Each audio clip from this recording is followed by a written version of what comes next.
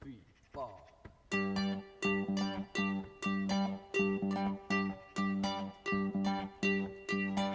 say you stand by your man. You tell me something I don't understand. You said you love me, and that's a fact. And then you left me. Hello there, Tony Medley once again, and a nice warm welcome back to my workshop. Today's project, I've been inundated with people wanting to know the sled that I use, how do you make them, and would I make one? And I've always said no, because I've got one, but I sent them to the place where I made mine from. I give them a link to Jerry Bennett's website. Anyway, that is the sled which I use. It's, you know, that's the one for doing the segments for the bowl to go round and round. And what I've always promised myself was to make a larger one, so that I can make a one for the base, so that would be segmented as well. So I'd have to make one probably 4 inches wider than the one that I use for the segments itself.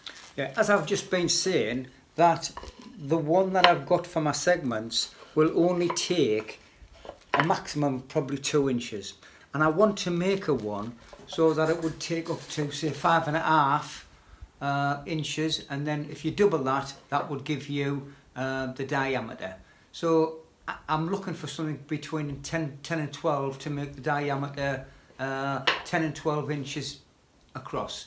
So what I'm going to do, I'm going to show you how to build this larger one, and then at the very end I'll give you the dimensions in paper form. I'll just take a photograph of the large sled and the smaller sled. The process is exactly the same. So without further ado, we'll get on and we will make the sled itself. Right, the components that you need to make the actual sled is, I'm using a piece of MDF, and it is 20 inches by 16 inches, and it is 25 millimeters thick. You also need 2 pieces for the arms, and also a piece of what you can use as a template, which is 5 millimeters thick, and that is 50 millimeters by 16 inches long. And the reason I've done that, because all I've done, I've cut them off the end of the piece of the sled. You need 4 50 millimeter by 6 millimeter diameter carriage bolts. Make sure that you get the carriage bolts with the square part so that it doesn't turn round. That'll come close. You want 4 washers. I've went for the 40 millimeters, and it's to take a 6 millimeter bolt. And then obviously I got these from eBay, and all it is a 6 millimeter knob. So that's all you need to physically, the components that go to make this sled, and I'll tell you how I've marked that one out now. When you make these up, there must be exactly 50 millimeters at both ends, and then drill in the middle 50 millimeters down a 6 millimeter hole, but make sure that you use a drill press so it goes nice and vertical down over. If you do by hand, it will go off, I can assure you. So you get them exactly vertical right the way down. This one is just 75 millimeters from the end, and that's all you'll need. Tape them together so they don't move, but they have to be exactly the same size. Right. The base itself, it's 20 inches long, so you mark 10 inches and then put a line down it. Then you want 110 millimeters from there and put another line. So it's 110 millimeters either side. Drill the 6 millimeter hole and do it on the drill press so that it's nice and vertical. Then what you need to do then is you need to mark off 60 degrees from this line, and it's just for the slide, you know what you're going to put on, because you're going to be able, once you've made this sled, it'll do anything from 6 segments per ring up to 48 segments per ring. So all you do is mark 60 degrees from the centre line across, and the same on that side, and all that's going to do is for when you route the lines for the carriage bolts. So what we'll do now, we will get on with the router and I'll show you what we do with these. It's now time to mark off the diameter, or the router mark that we're going to go. So that was the 60 degree mark, so we'll just put a quarter of an inch, half an inch past it, and also the 0 degrees go a little bit further that way. It doesn't matter on here because it's only going to be on the bottom of the sled itself, so it doesn't matter. You're going to see all these marks, it'll be actually on the bottom. So again, that's the 0 degrees, quarter of an inch past it, and then that's the 60 degree, quarter of an inch again. What we now do is centralise the hole with the 6mm drill bit, use double-sided tape and stick the router to the template. So put that on there.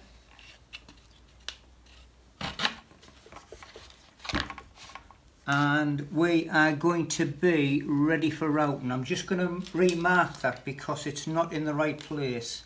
So I can just see it under there. So it's there and there. Now when we do this, make sure that you've got a gap underneath, because we're going to go right through. And don't ask me how I know that. The mark's just a quarter inch past the 0 degrees marks. Turn the router on.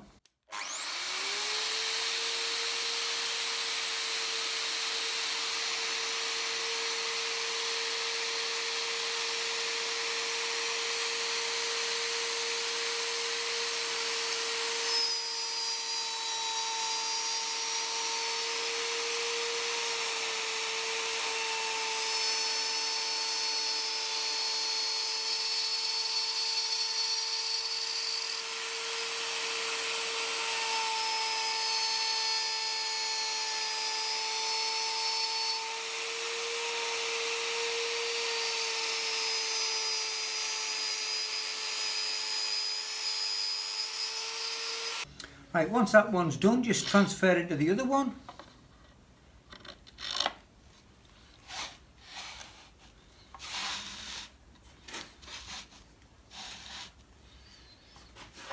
I have to put a couple of marks on because I've put them in the wrong place.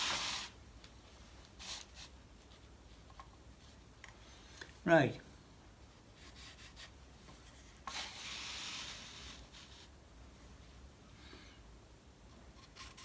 So they're the 2 marks what we're going to use the router to. Put it up to that one.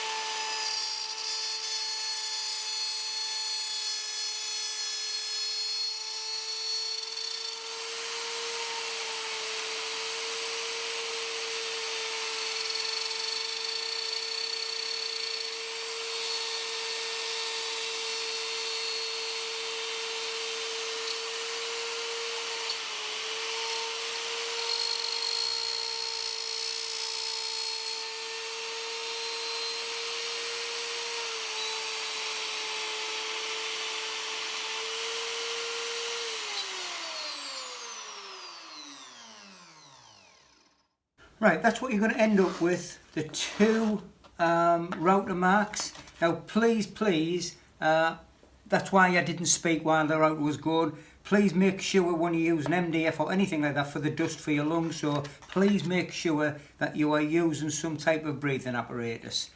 What we need to do now is just recess a a 12mm recess in the same two holes, so the bottom of the carriage bolt, it'll travel up and down and it will be below the surface. So I'm just going to change the router bit and I'll come back to you. Right, I've put the 12mm router bit in, and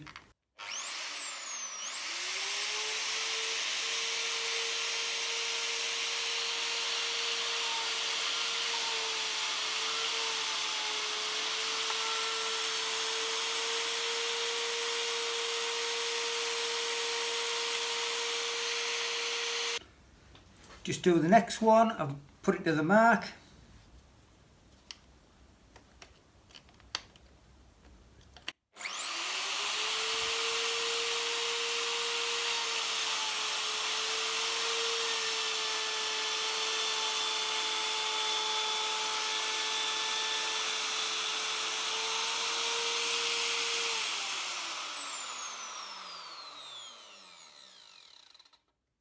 Well, they're routed, and the reason that we put that is so that the carriage bolt goes in and it will move across. But it's moving nice and easy. What we've got to do now is just countersink that so that they will go down. And the way that we do that is put that on top and then put the carriage bolt in.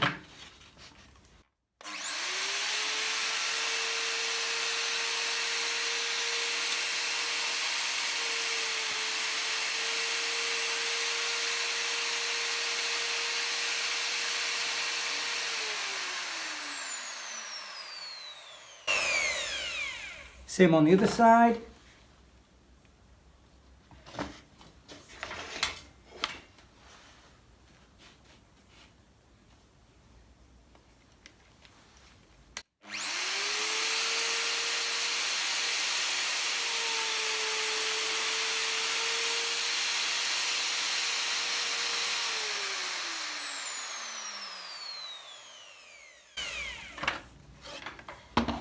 And all you've got is two little recesses for the carriage bolts to fit in.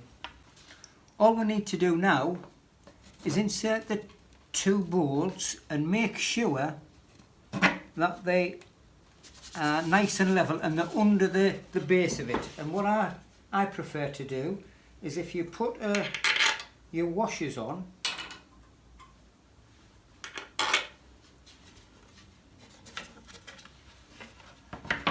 put your washers on and then screw that down, and that should pull the carriage bolt into its final resting place. Just tighten it as tight as you can,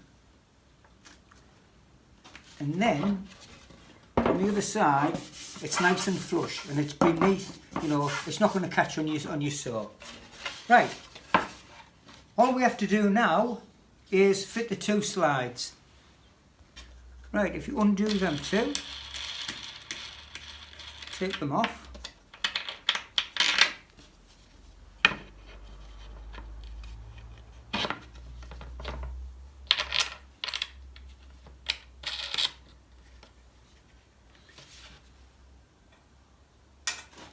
Same on this one.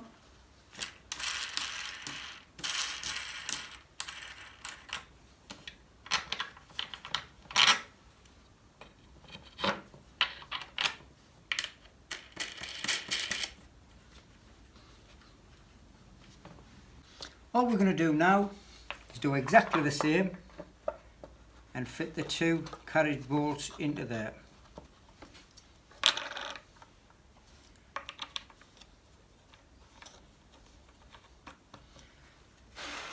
And the same on this one.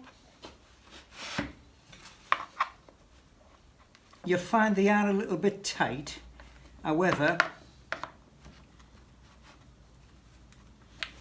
we'll turn it over and do it from the other side.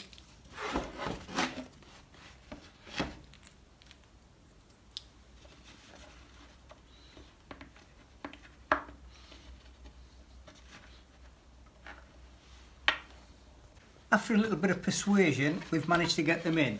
Now, the most important part, when I said about the square part of the bolt must fit so that it will move nice and squarely. So obviously just needs a little bit of movement, and we do the same on this side.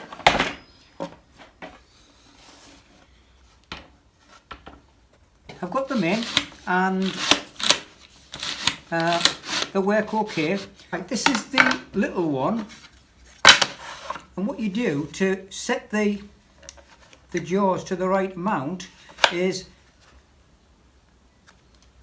tighten them up, and it's so important to get them so that there's no gap at all down there. And it has to be so tight, because if you've got 1/1000 of an inch there, it'll replicate it on your wedges itself. Now the problem that I've got, well, it's not a problem, is on this new one.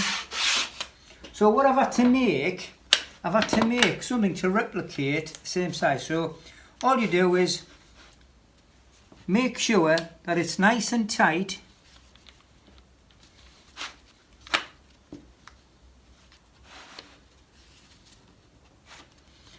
until there is no gap whatsoever,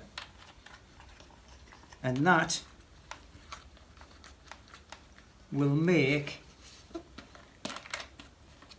perfect wedges every time. Now when you're making one of these, it must be exactly parallel, and when I say parallel, it has to be so precise. The thickness has to be so precise right the way through.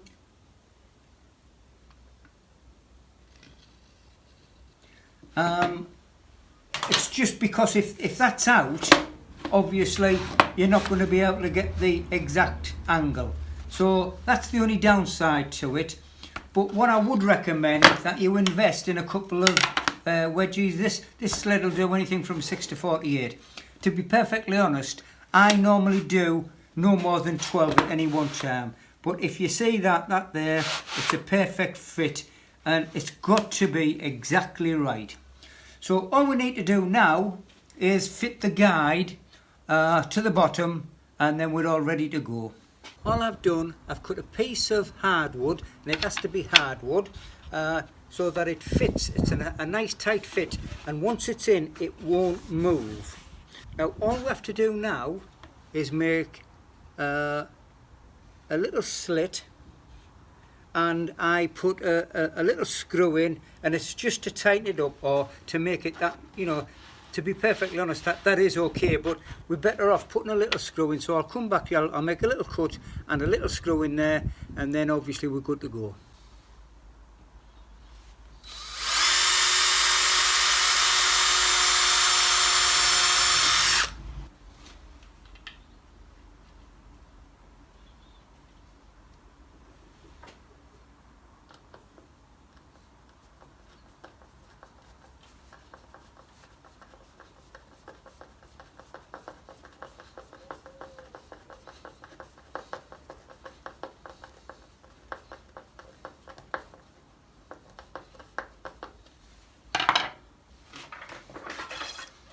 What we need to do now is fit the two pieces of wood together now. That's nice and level, and all I'm going to do, or I find the easiest way to do it, is just put a couple of drops of super glue or CA glue onto that.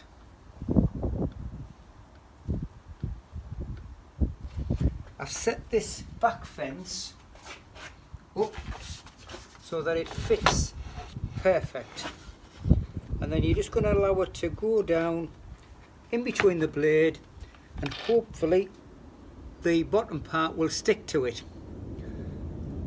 Once that sets, we're just going to put 5 20mm screws, and then obviously it'll strengthen it up. all I've done now is to drill the holes and screwed it to it to make it substantial. All that leaves now is just to trim this end off.